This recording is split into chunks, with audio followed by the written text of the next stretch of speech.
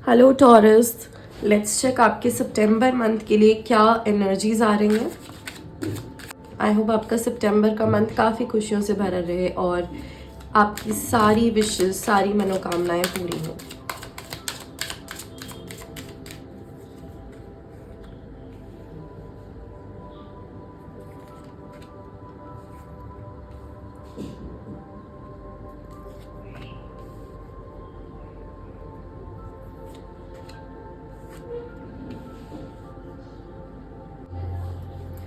यहाँ पर आप बेसिकली फर्स्ट वीक में ना अपनी बहुत सारे थॉट्स और अपने बहुत सारे आइडियाज़ को सप्रेस कर रहे हो।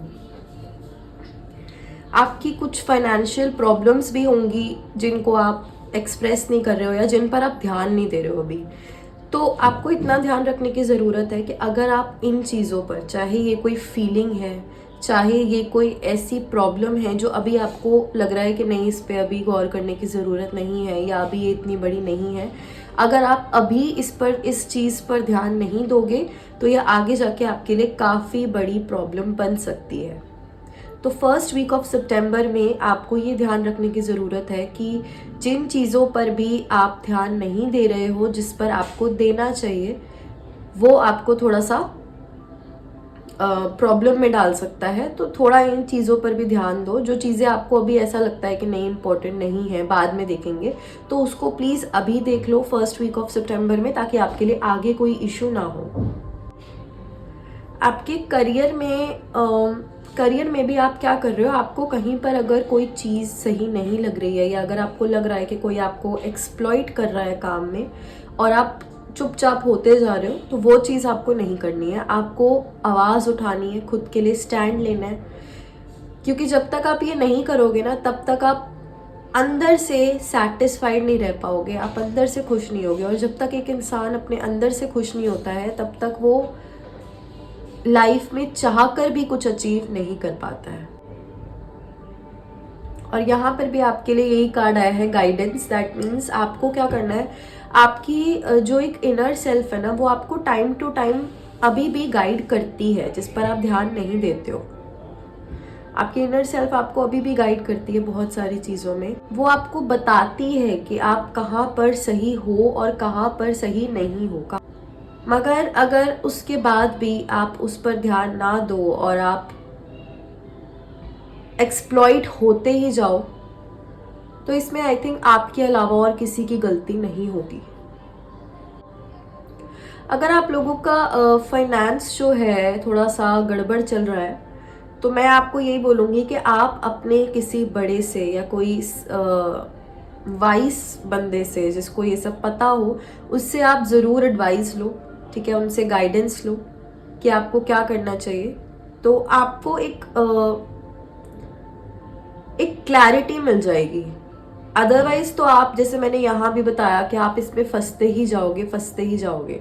ये सिर्फ फाइनेंस की बात नहीं है, इनफैक्ट ये रिलेशनशिप की भी बात है। अगर आपको लग रहा है कि आपका रिलेशनशिप काफ़ी टाइम से सही नहीं चल रहा है और आप दोनों में से कोई भी एक दूसरे को समझना नहीं चाह रहा है, या आप उनको नहीं समझ पा रहे हो, वो आपको नहीं समझ पा रहे हैं, तो यहाँ पर अगर आप किसी बड़े इंसान से या कोई ऐसा इंसान जिसको इन सब चीज़ों की नॉलेज हो, जो आपका सब कुछ सही करवा सकें या जो आपको समझा सकें कि क्या आप सही जा रहे हो या आप कहाँ गलती कर रहे हो, आपको ऐसे इंसान से ज़रूर बात करनी चाहिए। आपकी लाइफ में जितनी भी प्रॉब्लम्स हैं, एक तो आपको खुद की बात सुननी है, जो आपके अंदर से एक इनर वॉइस आ रही है, एक तो पहले तो वो सुनना है आपको, ठीक है। मगर अगर उसके बाद भी आपको नहीं समझ आ रहा है, आप अभी भी कंफ्यूज्ड हो, तो ज़रूर अपने से किसी बड़े से, अगर आप कंफर्टेबल हो तो अपने पेरेंट्स से, अगर आपको लग रहा है कि आपके पेरेंट्स आपको सही एडवाइस दे पाएंगे, तो आप ज़रूर उनसे अपनी प्रॉब्लम को शेयर करो। तो आपको एक सेंस ऑफ रिलीफ ज़रूर मिल जाएगा कि हाँ, मेरे सपोर्ट में कोई है, मैं अकेला नहीं हूँ। और बोलते हैं ना, आधी से ज़्यादा हमारी प्रॉब्लम्स तो तभी सॉल्व हो जाती हैं अगर हम अपनी प्रॉब्लम किसी से शेयर कर दें। तो वही चीज़ आपको भी चाहिए कि आप अपनी बातों को शेयर करो, उनसे किसी से सल्यूशन लो, ठीक है, मगर किसी से मतलब किसी ऐसे इंसान से जो सच में स्किलफुल हो, जो आपको सही सोल्यूशन दे सके। इसके बाद थर्ड वीक पे आपके पास कुछ नई अपॉर्चुनिटीज़ आ सकती हैं। तो आपको यही बोला जा रहा है कि अपनी लाइफ में जितने भी चेंजेस होते हैं, चाहे वो आपको लग रहा है कि वो अच्छे चेंजेस हैं या चाहे आपको लग रहा है कि ये बुरे चेंजेस हैं, आपको उनको एक्सेप्ट करना सीखना है। क्योंकि कोई भी चेंज बुरा तो नहीं होता है, वो आपके अच्छे के लिए ही होता है। मगर कई बार हमें उसी टाइम ये बात समझ नहीं आती है कि ये हमारे अच्छे के लिए, हमें लगता है कि हमारे साथ गलत हो गया या फिर ये मैं कैसे एक्सेप्ट करूं अब। पर आपको एक टाइम बाद ये चीज़ रियलाइज़ होगी कि ये जो भी हुआ है ये आपके बेनिफिट के लिए ही हुआ है। तो जितनी भी नई अपॉर्चुनिटीज़ आएंगी लाइफ में, उसको एक्सेप्ट करना, ठीक है, उससे भागना मत। ये मत सोचना कि नहीं मेरे को कुछ चेंज चाहिए ही नहीं लाइफ में, जैसी लाइफ चल रही है बढ़िया चल रही है। एक चीज़ का ध्यान रखना कि लाइफ बढ़िया चल रही होगी मगर उससे भी बढ़िया हो सकती है। तो इसीलिए चेंजेस को लाइफ में एक्सेप्ट करो। यहाँ पर फोर्थ वीक में आपके लिए मैसेज ये आ रहा है कि आपको अपने वर्क प्लेस पर या जहाँ भी आप काम करते हो, या आपको अपनी वर्क प्लेस पर और अपने लाइफ में भी इन जनरल थोड़ा सा अलर्ट रहने की ज़रूरत है। ठीक है, थोड़ा सा ऑब्जर्व करने की ज़रूरत है, अपनी ही दुनिया में नहीं रहना है। थोड़ा अलर्ट रहो कि आपके आसपास क्या चल रहा है, कौन सा इंसान आपसे आपके लिए कितना सही है और कितना सही नहीं है, कौन आपका साथ दे रहा है, कौन आपका साथ नहीं दे रहा है। ठीक है, किसको आपको चीज़ें शेयर करनी चाहिए और किसके साथ नहीं करनी चाहिए। तो इस चीज़ का आपको स्पेशली फोर्थ वीक में ध्यान रखना है। और फोर्थ वीक में ना हो सकता है कि आप काफ़ी खर्चे करने लग जाओ। ठीक है, तो आपको थोड़ा सा ये ध्यान रखना है फोर्थ वीक में कि सिर्फ वो ही चीज़ें लो जो आपके लिए इम्पोर्टेंट है।